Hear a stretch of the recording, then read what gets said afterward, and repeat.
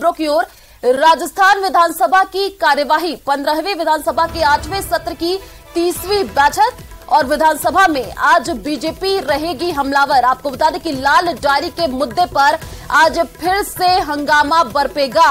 Crime control पर सत्ता पक्ष और विपक्ष आमने सामने होंगे। मदन दिलावर के निलंबन पर जो विपक्ष है वो आक्रामक दिखेगा। मदन नहीं तो सदन नहीं की नारेबाजी हो सकती है। प्रश्नकाल में ही आज व्यवधान डाल सकता है विपक्ष। आपको बता दें कि 10 बजे बीजेपी विधायक दल की बैठक होगी और विधानसभा की नाम पक्ष लॉबी में ये बैठक होनी है। बीजेपी विधायक दल की ये बैठक होगी। ज्यादा जानकारी के लिए संवाददाता सुधीर हमारे साथ फोन लाइन पर जुड़ चुके हैं। सुधीर, देखिए 10 बजे बीजेपी विधायक दल की बैठक होनी है और आज विधानसभा में पक्ष और विपक्ष आमने सामने रहने वाले हैं। आज भी हंगामा बरपेगा। बिल्कुल, जिस लाल डायरी को लेकर 24 जुलाई को हंगामा बरपा था और 2 अगस्त तक के लिए विधानसभा की कार्रवाई स्थगित कर दी गई थी, उसी लाल डायरी का जिक्र कल बीजेपी ने अपने प्रदर्शन के दौरान भी किया था। निश्चित रूप से क्योंकि 15वीं विधानसभा का ये आखिरी सत्र की आखिरी बैठक आज होने की संभावना है, क्योंकि कार्य सलाहकार समिति की बैठक 24 जुलाई को हुई थी, उसका प्रतिवेदन रखा जाएगा जिसमें 2 अगस्त तक यानी आज तक के कामकाज का ब्यौरा होगा। अगर विधानसभा की कार्रवाई आगे चलेगी तो एक बार फिर से कार्य सलाहकार समिति की बैठक बुलानी पड़ेगी। तो माना यह जा रहा है कि 15वीं विधानसभा की ये आखिरी बैठक आज होने जा रही है, जिसमें निश्चित रूप से क्योंकि अभी भाजपा विधायक दल की सुबह 10 बजे जो बैठक होने वाली है उसमें तय किया जाएगा कि मदन दिलावर का जो शेष अवधि के लिए निष्कासन किया गया है वो निष्कासन वापस ले। और माना भी ये जा रहा है और समझा ये जा रहा है कि हो सकता है किसी तरह की सहमति बने, क्योंकि आज अंतिम बैठक है। इसके बाद में नई विधानसभा के गठन के बाद ही विधानसभा की बैठक होगी, लिहाजा कोई सहमति इस स्तर पर भी बन सकती है। लेकिन जहां तक राजेंद्र गुड़ा है, आज वो 10:30 बजे एक प्रेस कॉन्फ्रेंस करने वाले हैं, क्योंकि जिस लाल डायरी का जिक्र किया जा रहा था कि राजेंद्र गुड़ा के पास है, वो सदन के अंदर लेके भी आए बताए, लेकिन वो उसमें कुछ मिला नहीं। और उसी मसले को लेकर संभवतः 10:30 बजे आज राजेंद्र गुड़ा अपने निवास पर एक प्रेस कॉन्फ्रेंस भी करने वाले हैं। तो निश्चित रूप से आज की जो बैठक रहने वाली है वो काफी हंगामेदार रहने वाली है। बिल्कुल सुधीर, देखिए कल की जो तस्वीर सामने आई थी उसमें ये देखा गया था कि जो बीजेपी है वो राज्य सरकार के खिलाफ हमलावर होती हुई नजर आई थी और आज बीजेपी की बैठक भी होनी है। क्या इस बैठक में निकल करके सामने आएगा? कितनी महत्वपूर्ण ये बैठक मानी जा रही है? देखिए, क्योंकि विधानसभा के अंदर जो सत्ता पक्ष के साथ साथ जो विपक्ष होता है उसकी सदन चलाने के अंदर महत्वपूर्ण भूमिका होती है। लिहाजा जो खास तौर से जो आज की बैठक का जो एजेंडा है वो मदन दिलावर को जो जिस शेष अवधि के लिए निलंबन किया गया है उसी को मसले को लेकर है कि सरकार को आज, क्योंकि अंतिम बैठक के तौर पर 15वीं विधानसभा की अंतिम बैठक के तौर पर देखा जा रहा है, तो उसमें किस तरह से सरकार के सामने मुश्किलें खड़ी कर सकते हैं। क्योंकि पहले ही 24 जुलाई को जो बैठक थी उसमें कह दिया गया था कि लाल डायरी के मामले में हम सदन से लेके और सड़क तक सरकार को घेरने काम करेंगे, उस वैसा बीजेपी ने किया भी। अब आज की जो रणनीति रहेगी कि आज प्रमुख रूप से प्रश्नकाल होंगे, शून्यकाल होगा और जो विधायी कार्य है, जो 4-6 विधेयक अटके हुए हैं वो सरकार चाहेगी वो विधेयक सदन के अंदर से पास कराए। और हो सकता है कि शोर शराबा के बीच में, हल्ले के बीच में ये 4 जो विधेयक अटके हुए हैं ये पास करवाए जाए, बिना बहस के हो सकता है कि ये पास हो। जी बिल्कुल सुधीर, आज विधानसभा में जम करके हंगामा देखने को मिलेगा। चलिए, शुक्रिया तमाम जानकारी साझा करने के लिए। जयपुर से बड़ी खबर का रुख कर लेते हैं। पूर्व मंत्री राजेंद्र गुढ़ा आज प्रेस कॉन्फ्रेंस करेंगे। आपको बता दें कि राजेंद्र गुढ़ा अपने निवास पर 10:30 बजे प्रेस कॉन्फ्रेंस करेंगे। लाल डायरी को लेकर पूर्व मंत्री कोई बात कर सकते हैं। लाल डायरी के जिक्र से सुर्खियों में राजेंद्र गुढ़ा आए थे। उनके बयानों पर प्रदेश की सियासत अब गर्म हो गई है। तो देखिए, अब पक्ष और विपक्ष लगातार हमलावर होते हुए भी एक दूसरे पर नजर आए और आज राजेंद्र गुढ़ा प्रेस कॉन्फ्रेंस करने वाले हैं और इस प्रेस कॉन्फ्रेंस में क्या कुछ आज वो कहते हैं ये सुनने वाला होगा, क्योंकि आज लाल डायरी को लेकर के कुछ बड़ी बात वो कह सकते हैं। पिछले दिनों देखा गया कि लाल डायरी को लेकर के जमकर हंगामा देखने को मिला और आज 10:30 बजे राजेंद्र गुढ़ा अपने निवास पर प्रेस कॉन्फ्रेंस करने वाले हैं। जयपुर से बड़ी खबर का रुख कर लेते हैं। सीएम गहलोत से देर रात निर्दलीय विधायकों ने मुलाकात की है। सीएम आवास पर सभी 13 निर्दलीय विधायकों ने मुलाकात की है। सुरेश टांक, रमला खड़िया, बलजीत यादव, ओम प्रकाश हुड्डा, संयम लोढ़ा, बाबूलाल नागर, रामकेश मीणा, महादेव सिंह खंडेला, साथ ही लक्ष्मण मीणा और कांति मीणा, खुशवीर सिंह, जोजावर, आलोक बेनीवाल, इन लोगों ने सीएम का हालचाल लिया है। कई विधायक आपको बता दें कि कांग्रेस से टिकट भी चाहते हैं, तो ये मुलाकात काफी अहम मानी जा रही है। जो निर्दलीय विधायक है वो सीएम से मुलाकात किए हैं और काफी अहम ये मुलाकात। ज्यादा जानकारी के लिए संवाददाता बाबूलाल हमारे साथ फोन लाइन पर जुड़ चुके हैं। बाबूलाल, देखिए, जो निर्दलीय विधायक हैं वो सीएम अशोक गहलोत से मुलाकात किए हैं। कितनी महत्वपूर्ण ये मुलाकात मानी जा रही है? कहा जा रहा है कि कांग्रेस से ये लोग टिकट चाहते हैं। जी बिल्कुल, बहुत ही महत्वपूर्ण मुलाकात है। देर रात इन विधायकों ने मुख्यमंत्री अशोक गहलोत से मुलाकात की और उनके हालचाल जाने हैं। इनमें से अधिकांश विधायक जो हैं वो कांग्रेस की विचारधारा के हैं, अशोक गहलोत के नजदीकी हैं।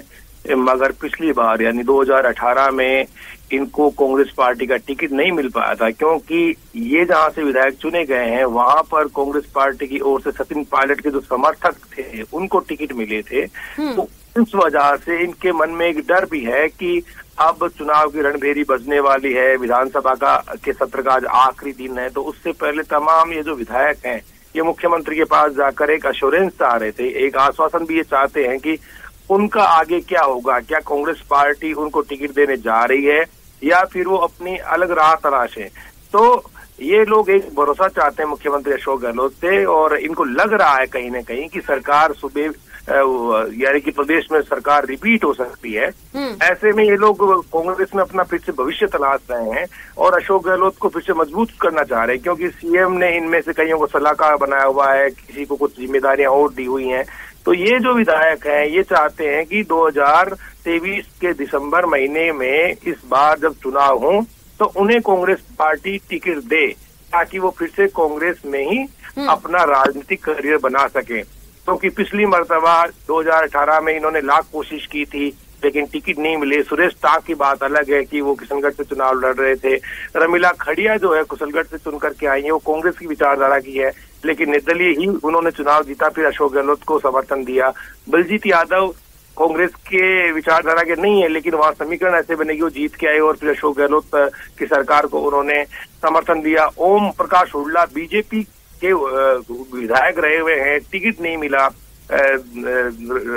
किरोड़लाल मीणा की वजह से, तो वो निर्दलीय चुनाव जीते और फिर जो है उन्होंने अशोक गहलोत की सरकार को समर्थन दिया। संयम लोढ़ा इतने सीनियर लीडर हैं कांग्रेस के। बिल्कुल बाबूलाल, देखिए, कई निर्दलीय विधायकों ने मुलाकात की है सीएम अशोक गहलोत से। अब देखना होगा टिकट किसको मिलता है। चलिए, शुक्रिया तमाम जानकारी साझा करने के लिए।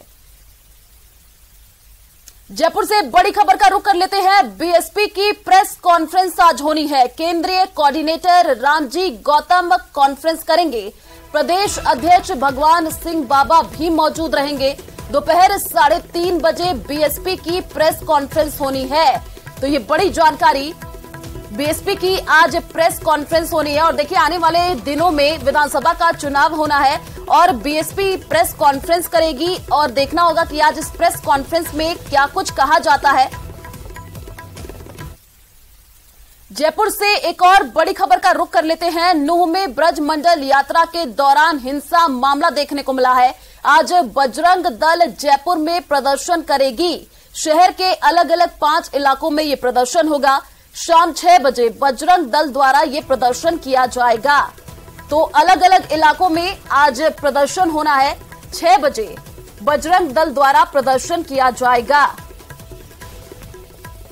तो भिलवाड़ा से बड़ी खबर का रुख कर लेते हैं। डॉक्टर नरेश खंडेलवाल को धमकी मिली है। डॉक्टर के घर को बम से उड़ाने की धमकी मिली है। कॉल करके डॉक्टर से 50 लाख रुपए की मांग की गई है और डॉक्टर ने सुभाष नगर थाने में सूचना दी है। अब पुलिस हाई अलर्ट मोड पर नजर आ रही है। तो अजमेर से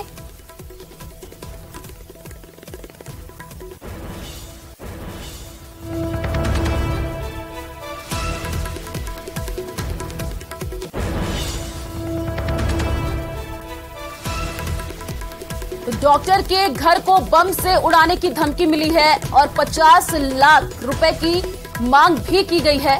अजमेर से बुलाई गई बम निरोधक दस्ते की टीम, तो पूरे घर का सर्च ऑपरेशन किया गया है। बम निरोधक दस्ते की टीम अब सर्च कर रही है।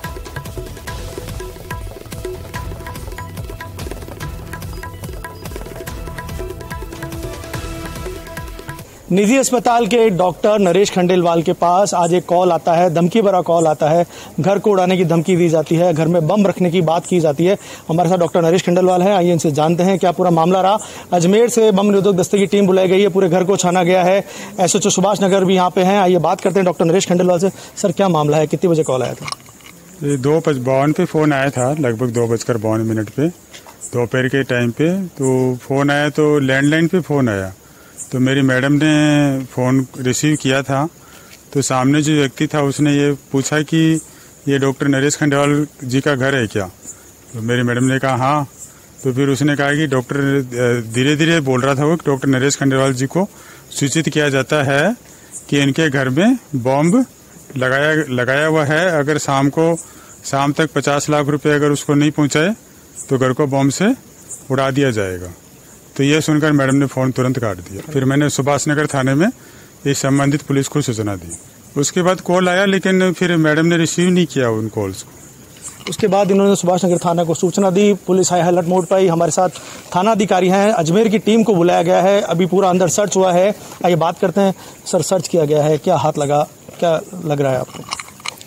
सुभाष नगर थाने पर जो नरेश खंडेलवाल जी हैं, इन्होंने रिपोर्ट दी थी जिस पर मुकदमा दर्ज कर लिया गया था। उसके बाद में अजमेर से बम डिस्पोजल टीम और स्नाइपर डॉग्स वगैरह को बुलाया गया था।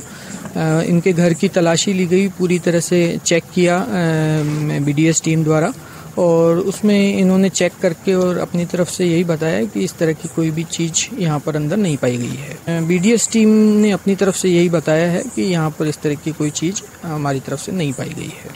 लगातार टीम ने अंदर सर्च किया है और टीम को कुछ भी हाथ नहीं लगा है। टीम यहाँ पहुंची थी, सर्च किया था। आप जैसा कि देख सकते हैं, ये वही मकान है जहाँ पर डॉक्टर रहते हैं और यहाँ पे ही सर्च किया गया है। टीम खाली हाथ वापस लौट रही है। कहीं ना कहीं डॉक्टर और डॉक्टर के परिवार ने चैन की सांस ली है। आसपास के क्षेत्र में जो दहशत फैली हुई थी, अब जाके वो दहशत समाप्त हो चुकी है। तो कहीं ना कहीं पुलिस अब उस कॉल करने वाले की जांच में जुटी है, उसकी तलाश में जुटी है। कॉल को ट्रेस किया जा रहा है, नंबर की आइडेंटिटी निकाली जा रही है और आने वाले वक्त में पुलिस कहीं ना कहीं उस कॉल करने वाले तक पहुंच जाएगी। वीडियो जर्नलिस्ट शंकु सनाटी के साथ राहुल कौशिक, न्यूज़ 18 भिलवाड़ा। ज्यादा जानकारी के लिए संवाददाता राहुल हमारे साथ फोन लाइन पर जुड़ चुके हैं। राहुल, देखिए, डॉक्टर के घर को बम से उड़ाने की धमकी दी गई है। एक कॉल आता है और कहा जाता है कि अगर 50 लाख रुपए नहीं देंगे तो आपके घर को बम से उड़ा दिया जाएगा। अभी पुलिस की तरफ से क्या कार्रवाई देखने को मिल रही है? जांच पड़ताल कैसे आगे बढ़ रही है? जी, पहले डॉक्टर को धमकी मिली थी। डॉक्टर के घर के लैंडलाइन नंबर पे फोन आता है और जो उनकी पत्नी होती है वो फोन उठा लेती है, ये धमकी दी जाती है। डॉक्टर सहम जाता है, पुलिस के पास जाता है, पुलिस को सूचना देता है, पुलिस में मामला दर्ज होता है। पुलिस जांच पड़ताल करती है, जांच करती है, आसपास के लोगों से भी पूछताछ करती है। सबसे बड़ी बात यह है कि अजमेर से बम निरोधक दस्ते को बुला लिया जाता है। देर रात बम निरोधक दस्ता पहुंचता है। लगातार 2 से 3 घंटे बम निरोधक दस्ता पूरे घर की छानबीन करता है। देखा जाता है कि कहीं कोई घर में कोई ऐसी वस्तु या कोई बम रख के ना चले गया हो। लगातार जांच के बाद बम निरोधक दस्ते को कुछ भी नहीं मिलता है। सबसे बड़ी बात यह है कि जब बम निरोधक दस्ते को कुछ भी नहीं मिला तो आसपास के क्षेत्र में लोगों में दहशत फैली हुई थी, जो घर वालों में दहशत फैली हुई थी, कहीं ना कहीं वो दहशत खत्म हुई और आसपास के क्षेत्र में थोड़ी शांति हो गई। लगातार पुलिस पूरी मॉनिटरिंग कर रही है। जो कॉल आया था लैंडलाइन पे, उसको नंबर को ट्रेस किया जा रहा है। देर रात तक पुलिस सीसीटीवी फुटेज जो खंगालने थे वो भी खंगाल रही है। और सबसे बड़ी बात है कि उस नंबर का पता किया जाएगा कि नंबर कहाँ से है, किसका है और कब फोन आया। बिल्कुल राहुल, देखिए, बम निरोधक दस्ते की टीम पहुंची है और सर्च ऑपरेशन भी किया गया। हालांकि कुछ मिला नहीं, ये राहत की बात है। चलिए, शुक्रिया तमाम जानकारी साझा करने के लिए। तो एक और बड़ी खबर का रुख कर लेते हैं। फायरिंग से सनसनी फैल गई है। कोटा में टोल प्लाजा पर फायरिंग से सनसनी फैली है। टोल प्लाजा के पास 2 युवकों पर फायरिंग से सनसनी का ये पूरा मामला। देर रात तक थाने के बाहर ग्रामीणों ने प्रदर्शन कर आक्रोश जताया है। बाइक सवार 2 बदमाशों ने वारदात को अंजाम दिया था। तो फायरिंग में कोई भी हताहत नहीं हुआ है। ये राहत की बात है। मामले की जांच में अब सुकेत थाना पुलिस पूरी तरीके से जुटी हुई है। ज्यादा जानकारी के लिए संवाददाता ओम प्रकाश हमारे साथ फोन लाइन पर जुड़ चुके हैं। ओम प्रकाश, देखिए, फायरिंग से पूरे इलाके में सनसनी का माहौल देखने को मिला है। अभी जांच पड़ताल में क्या निकल करके सामने आया है? किसने फायरिंग की है, कुछ अभी पता चला है? देखिए, 2 लोगों के खिलाफ नामजद मुकदमा दर्ज किया है। देर रात जो है सुकेत थाना के बाहर लोगों ने जो है प्रदर्शन कर नारेबाजी की, आक्रोश जताया और भारी संख्या में जो ग्रामीण जुट गए थे। गांव के ही 2 युवकों के खिलाफ जो है पीड़ित युवकों ने मामला दर्ज करवाया है। पुरानी रंजिश बताई जा रही है। पिछले कुछ दिनों पहले कोई मारपीट की वारदात हुई थी, इसी बात को लेकर ये फायरिंग की गई है। एडिशनल एसपी, डीएसपी, सीआई सहित पुलिस का भारी जाब्ता फिलहाल वहां मौजूद है और ग्रामीणों में भारी आक्रोश है कि इस तरह से जहां खुली रोड पर बेखौफ होकर बदमाश जब वारदात को अंजाम देते हैं तो पुलिस का जो है डर इन बदमाशों में क्यों नहीं, इसी बात को लेकर ग्रामीण आक्रोशित हुए। हालांकि पुलिस अधिकारियों ने ग्रामीणों से समझाइश की और जो है आश्वासन दिया कि जल्द जो है आरोपी पुलिस की गिरफ्त में होंगे और पुलिस ने अलग अलग टीमें गठित कर बदमाशों के संभावित ठिकानों पर दबिश दी है और जल्द उम्मीद की जा रही है कि आरोपी बिल्कुल ओम प्रकाश, देखिए, फायरिंग से कोई हताहत नहीं हुआ, ये राहत की खबर है और पुलिस अब जांच पड़ताल भी कर रही है। चलिए, शुक्रिया तमाम जानकारी साझा करने के लिए। तो हरियाणा की आग अब अलवर पहुंची है। अलवर में 10 अगस्त तक धारा 144 लागू की गई है। हरियाणा में तनाव को देखते हुए धारा 144 लगाई गई है। अलवर जिले में 10 उपखंड क्षेत्रों में धारा 144 लागू की गई है। आपको बता दें कि रामगढ़, गोविंदगढ़, टपुकड़ा, तिजारा, अलवर, कठुमर में धारा 144 लागू है। साथ ही लक्ष्मणगढ़, मालाखेड़ा, किशनगढ़, बास, कोचकासिम में भी धारा 144 लागू कर दी गई है। तो अलवर में 10 अगस्त तक धारा 144 लागू कर दी गई है। जिस तरीके से हरियाणा में तनाव देखा गया उसी को देखते हुए धारा 144 अलवर में लागू की गई है। तो कोटा से बड़ी खबर का रुख कर लेते हैं। केडीए बिल के विरोध में एकजुट हुए कई संस्था और संगठन। विधायक भरत सिंह अपनी ही सरकार के खिलाफ सड़कों पर उतरेंगे। दोपहर 2 बजे कार्यकर्ताओं के साथ रैली निकालकर कमिश्नर को ज्ञापन सौंपेंगे। विधायक भरत सिंह ने केडीए को बताया कि विकास के बजाय गांवों का विनाश, जनभावनाओं के खिलाफ 283 गांवों को केडीए में शामिल करने का आरोप लगा चुके हैं।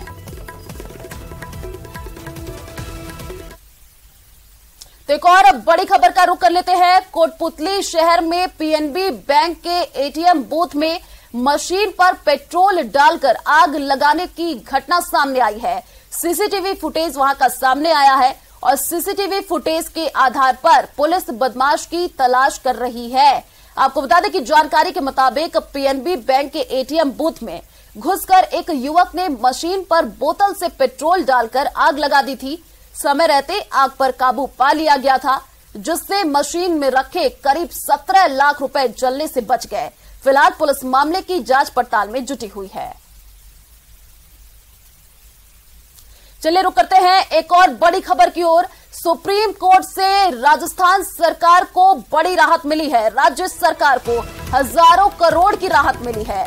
राजस्थान माइनिंग रूल्स 2013 पर सुप्रीम कोर्ट ने मुहर लगाई है।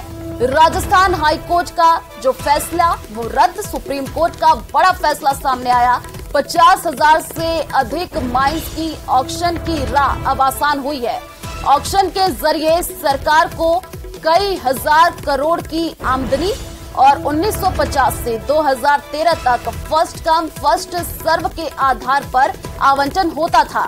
सरकार ने अप्रैल 2013 में आपको बता दें कि निविदा के आधार पर आवंटन की पॉलिसी बनाई थी। तो राजस्थान हाई कोर्ट ने जुलाई 2013 में ऑक्शन नीति को रद्द किया था और सुप्रीम कोर्ट ने सरकार की ऑक्शन नीति को सही बताया। सुप्रीम कोर्ट ने हाई कोर्ट के फैसले को रद्द किया।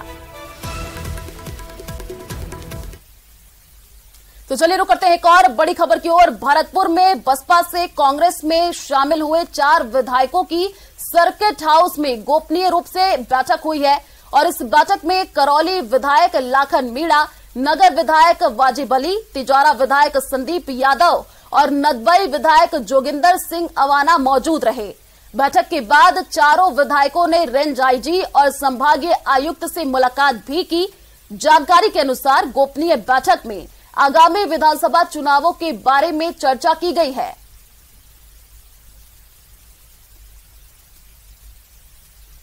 आरपीएफ एएसआई टीकाराम मीणा का पार्थिव शरीर मुंबई से पश्चिम एक्सप्रेस ट्रेन से सवाई माधोपुर पहुंचा। पैतृक गांव श्यामपुरा में टीकाराम मीणा का अंतिम संस्कार होगा। इससे पहले एएसआई टीकाराम मीणा के पार्थिव शरीर का मुंबई में पोस्टमार्टम किया गया। आपको बता दें कि जिसके बाद आरपीएफ के आला अधिकारियों ने राजकीय सम्मान के साथ उन्हें मुंबई से अंतिम विदाई दी। इस दौरान उनके पार्थिव शरीर को गार्ड ऑफ ऑनर भी दिया गया।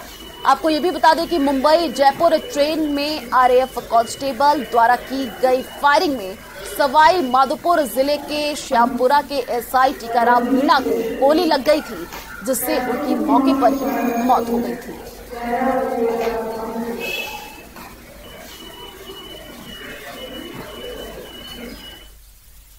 तो जयपुर से मुंबई की तरफ चलने वाली सुपरफास्ट रेल में आरपीएफ के जवान की गोलीबारी और 4 हत्याओं ने पूरे देश में चर्चा का माहौल गर्म कर दिया। इस वारदात के बाद उत्तर पश्चिम रेलवे की आरपीएफ पहले से ज्यादा मुस्तैद हो गई है। हालांकि रेल में हुई वारदात में उत्तर पश्चिम रेलवे जोन के आरपीएफ का जवान नहीं था, लेकिन भविष्य में ऐसी वारदातों से बचने के लिए आरपीएफ के वरिष्ठ अधिकारी आरपीएफ के जवानों की काउंसलिंग पर जोर दे रहे हैं। इसमें चारों मंडल बीकानेर, जोधपुर, अजमेर और जयपुर में लगभग 2 से 2.5 हजार आरपीएफ के जवान तैनात हैं। दूसरी तरफ जयपुर जंक्शन पर यात्रियों में भरोसा बने रहे, इसके लिए आरपीएफ सभी रेलों के आवागमन के समय गश्त कर रहे हैं और यात्रियों से सुखद संवाद बनाने की कोशिश कर रहे हैं। तो देखिए, ऑफ कैमरा आरपीएफ के अधिकारियों ने यह बताया है कि आरपीएफ के जवानों को पहले से ज्यादा यात्री मित्र बनाने पर जोर दिया जाएगा।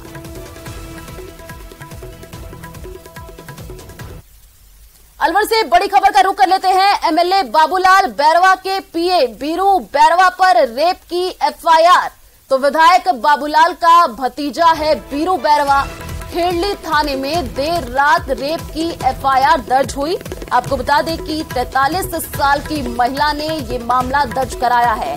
पीड़िता का 2 साल से देह शोषण ये आरोपी कर रहा था और आरोपी खेड़ली पुलिस थाने में पीड़िता के पति को 2 बार गिरफ्तार भी करवा चुका। पति द्वारा विरोध करने पर उसे जान से मारने की धमकी देने का आरोप लगाया। ज्यादा जानकारी के लिए संवाददाता राजेंद्र हमारे साथ फोन लाइन पर जुड़ चुके हैं। राजेंद्र, बीरू बैरवा पर रेप की एफआईआर, अभी क्या जानकारी इस पूरे मामले को लेकर? जी, पूरा मामला अलवर जिले के कठुमर थाना क्षेत्र का है, जहां पर एक महिला ने रिपोर्ट दर्ज करवाई है कि उसका जो विधायक हैं, कठुमर विधायक कांग्रेस पार्टी की जो वर्तमान में विधायक हैं बाबूलाल बैरवा, उनका भतीजा और उनका पीए का काम देखने वाला पर्सनल असिस्टेंट का काम देख रहे वीरेंद्र उर्फ बीरू बैरवा के द्वारा पिछले 2 साल से धमकी देकर उसके पति और बच्चों को जान से मारने की धमकी देकर के उसके साथ देह शोषण किया जा रहा है। और जब उसके पति और वो जब इस बात का विरोध करते हैं तो उसके पति को 2 बार खेड़ली थाना पुलिस को राजनीतिक प्रभाव दिखाते हुए उसे थाने की पुलिस को पकड़वा दिया और घंटों तक परेशान किया गया है। तो कहीं न कहीं ये जो पूरा मामला है वो राजनीतिक रसूख के चलते हुए महिला से को दबाव में लेकर के उसके धमकी देकर के उसका अश्लील वीडियो और फोटो बना करके ब्लैकमेल करने का पूरा मामला है। पीड़िता एसपी के यहाँ पेश हुई थी, जहाँ एडिशनल एसपी ने उसकी सुनवाई की। सुनवाई के बाद खेड़ली थाना पुलिस को मामला दर्ज करने के निर्देश दिए थे। खेड़ली थाना पुलिस ने मामला दर्ज कर लिया है और अब 4 तारीख को 164 के बयान होंगे पीड़िता के। लेकिन इस पूरे मामले पर जब मैंने खुद विधायक बाबूलाल बैरवा से बात की तो उनका कहना है कि ये राजनीतिक षड्यंत्र के तहत उसको फंसाया गया है। वो लड़का उसके साथ रहता है और खेड़ली और जयपुर जब भी वो साथ होते हैं तो उनके साथ रहता है। लेकिन कहीं कहीं ये जो पूरा मामला है वो पीड़िता काफी दिनों से प्रयास कर रही थी मुकदमा दर्ज करवाने की, लेकिन उसे केरली थाना पुलिस ने उसका मुकदमा दर्ज नहीं किया था, क्योंकि स्थानीय विधायक वहां से हैं, उसके दबाव में पुलिस जो है वो काम कर रही थी, इसलिए उसका रिपोर्ट दर्ज नहीं हुई और अब एसपी के यहाँ पेश हुई है, तब उसकी रिपोर्ट दर्ज हुई है। बिल्कुल, देखिए अब बाबूलाल बैरवा का पीए बताया जा रहा है। अब देखना होगा कि पुलिस कैसे जांच पड़ताल आगे बढ़ाती है और इस पे अब सियासत भी देखने को मिलेगी। चलिए, शुक्रिया तमाम जानकारी साझा करने के लिए।